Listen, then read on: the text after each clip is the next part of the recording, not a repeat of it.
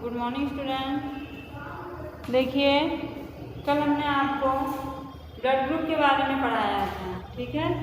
Blood group क्या है, कितने प्रकार का होता है और कैसे माता पिता से संतानों तक ब्लड ग्रुप पहुंचता है, ये हमने आपको समझाया था, ठीक है।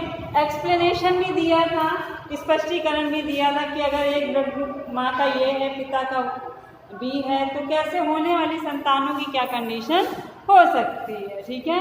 इसी में दूसरा एक्सप्लेनेशन या स्पष्टीकरण लिखिए।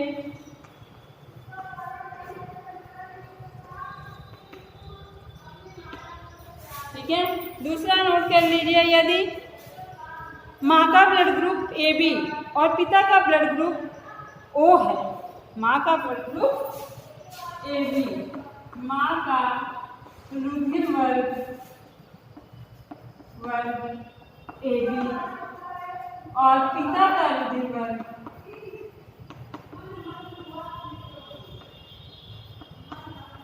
O है, ठीक है। तो होने वाली संतानों का रुधिर वर्ग क्या होगा, ठीक। तो देखिए, जैसा हमने कल आपको समझाया था या बताया था, बिल्कुल वैसे ही करना है बेटा। आपको वैसे ही चार्ट बनाना है, क्रॉस करके देखिए। माँ का रुधिर वर्ग, माँ के अंडा, कल बताए थे ओवम ऑफ मदर्स, ठीक।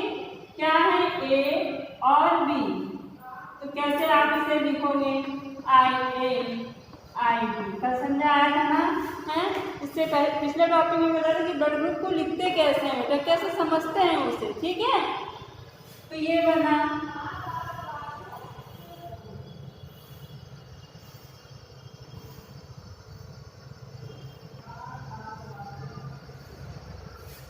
और पिता का ब्लड ग्रुप क्या है O, यानी कि IO ऐसे तो लिखेंगे।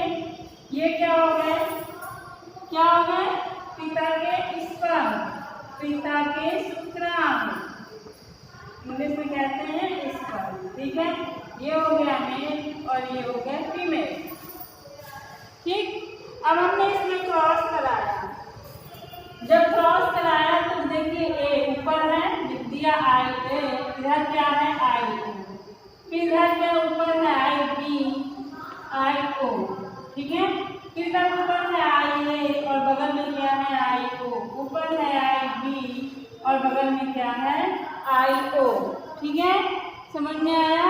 तो ध्यान दीजिए कि इसमें AO BO, ये कौन सा ब्लड ग्रुप है, A ब्लड ग्रुप है, ये कौन सा है, B ब्लड ग्रुप है, ठीक है।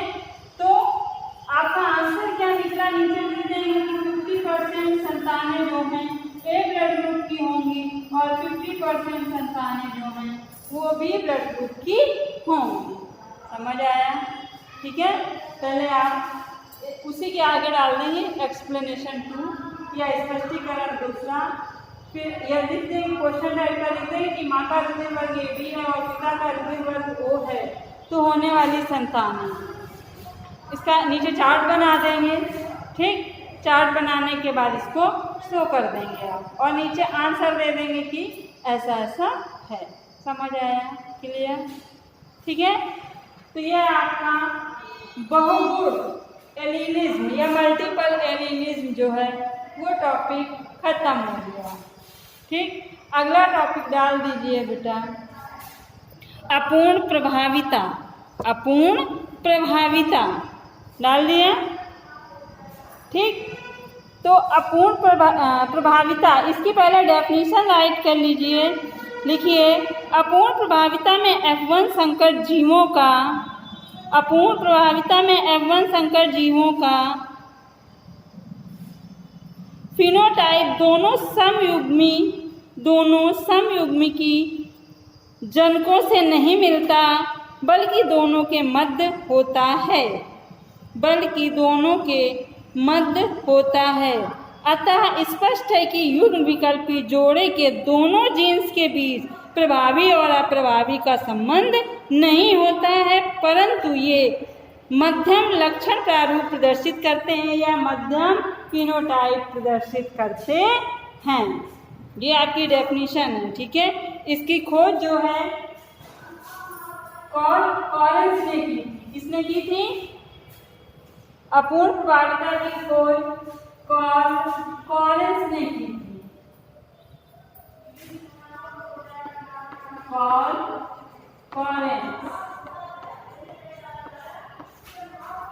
ठीक है, डेफिनेशन लिखेंगे, डेफिनेशन के बाद ये लिखेंगे, इसके बाद नीचे उदाहरण डाल देंगे। ठीक है, उदाहरण में देखिए इन्होंने एक उदाहरण लिया था जब गुलाबास के लाल पुष्प वाले, मतलब गुलाबास एक पौधा होता है या इसी को मिराबिलियस जलापा भी कहते हैं, मिराबिलियस जलापा।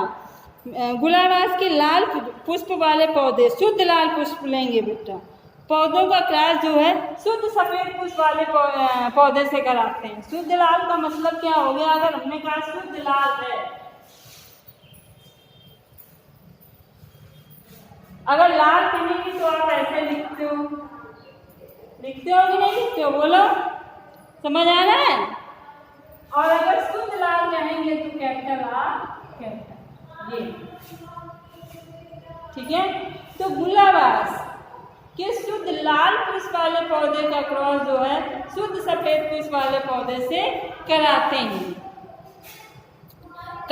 तो F1 पीढ़ी में क्या होगा? F1 पीढ़ी में बेटा लाल नहीं बल्कि गुलाबी रंग के फ्लावर दिखाई देते हैं, या गुलाबी रंग के जो हैं पुष्प वाले पौधे दिखाई देते हैं, लाल नहीं गुलाबी रंग के। ये पूर्ण प्रभाविता आ गई। हमने आपको शुरू में ही बताया था कि सफ़ेद और लाल को मिक्स करेंगे तो गुलाबी रंग बनता है, लेकिन हम लोग उसे कॉमन तौर पे कहेंगे कि रेड कलर है। समझ में आ गया? तो यही उन्होंने बताया कॉरेंस ने कि गुलाबास के शुद्ध लाल पुष्प वाले पौधे का क्रॉस जो है शुद्ध सफेद पुष्प वाले पौधे से कराते हैं। शुद्ध सफेद पुष्प वाले पौधे से कराते हैं। ये क्या है? प्योर रेड है। क्या है? प्योर रेड, शुद्ध लाल। ये क्या है? प्योर व्हाइट, शुद्ध सफेद से कराते हैं। तो F1 पीढ़ी में हमें शुद्ध लाल पुष्प वाले पौधे नहीं बल्कि गुलाबी पुष्प वाले पौधे प्राप्त होते हैं। ठीक है, गुलाबी पुष्प वाले पौधे प्राप्त होते हैं जब हम इनकी संतानों के बीच में स्वपरागण कराते हैं। क्या कराते हैं? जब हम इनकी संतानों के बीच में F2 पीढ़ी में, ये अब F2 पीढ़ी में जाएंगे ना, F2 पीढ़ी में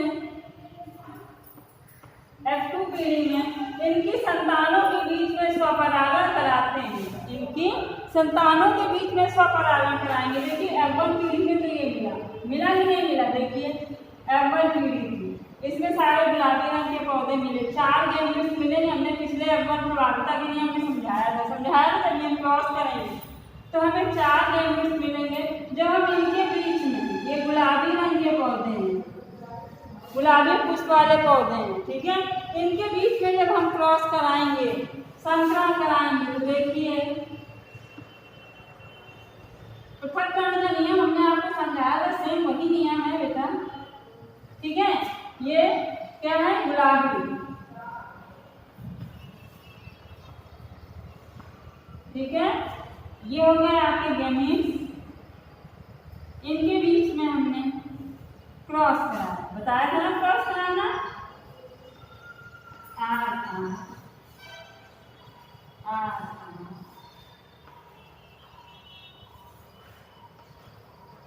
ये स्वपरागण करा दिया। इनकी संतानों के मध्य में जब हम स्वपरागण कराते हैं तो ठीक है, पहले जो नियम बोला वो लिखेंगे, फिर उदाहरण गुलाबास करेंगे। गुलाबास में क्या इन्होंने बताया था? कॉरेंस ने इन्होंने कहा था गुलाबास के लाल शुद्ध लाल पुष्प वाले पौधे का क्रॉस जो है शुद्ध सफेद पुष्प वाले पौधे से कराते हैं। तो F1 पीढ़ी में लाल नहीं बल्कि गुलाबी पुष्प वाले पौधे प्राप्त होते हैं। क्लियर?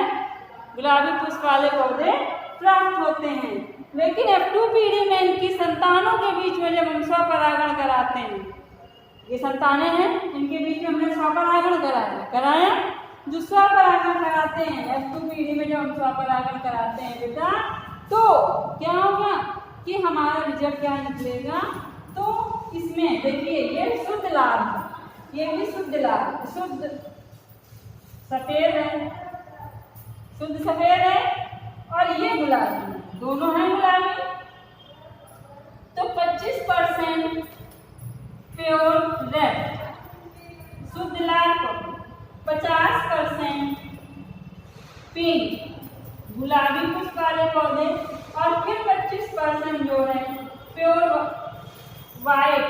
वाले पौधे प्राप्त होते हैं। आ गया समझ में? क्लियर? ये है हमारा अपूर्ण प्रभाविता का मतलब अपूर्ण प्रभाविता। ग्रेगर जॉन मेंडल की न्यू मेंडलिज्म आई थी, उसी में सारे टॉपिक हैं। बहुगुण एलिलिज्म, ठीक है, अपूर्ण प्रभाविता। इसके बाद ये लिखने के बाद अगली हेडिंग डालिए आप लोग, सह प्रभाविता। सह प्रभाविता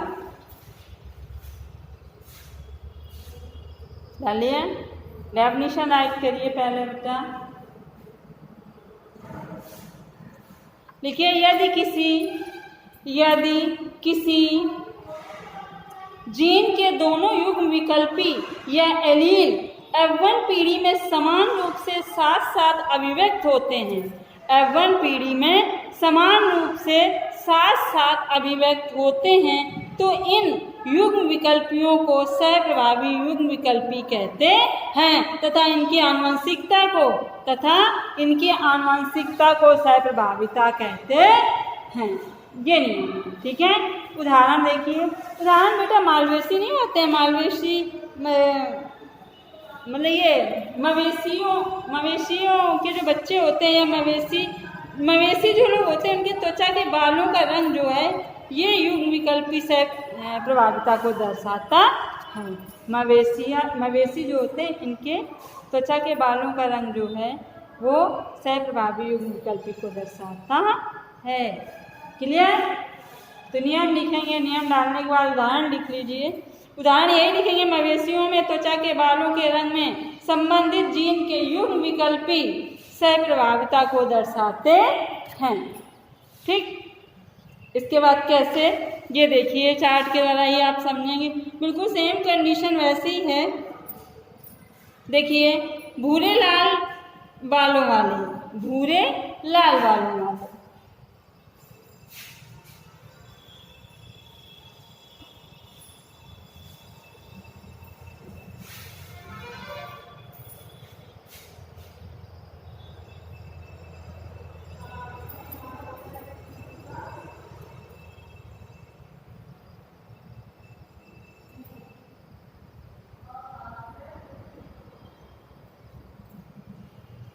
देखिए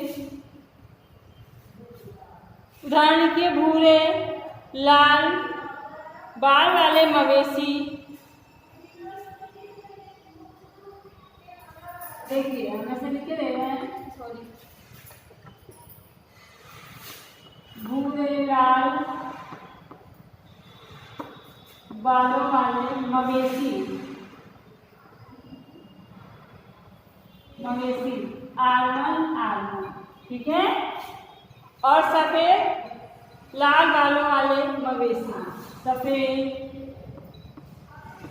लाल बालों भूरे लाल बालों वाले मवेशी, सफेद बालों वाले मवेशी ने R2 से लिखेंगे, राइट। क्लियर? के बीच में जब बेटा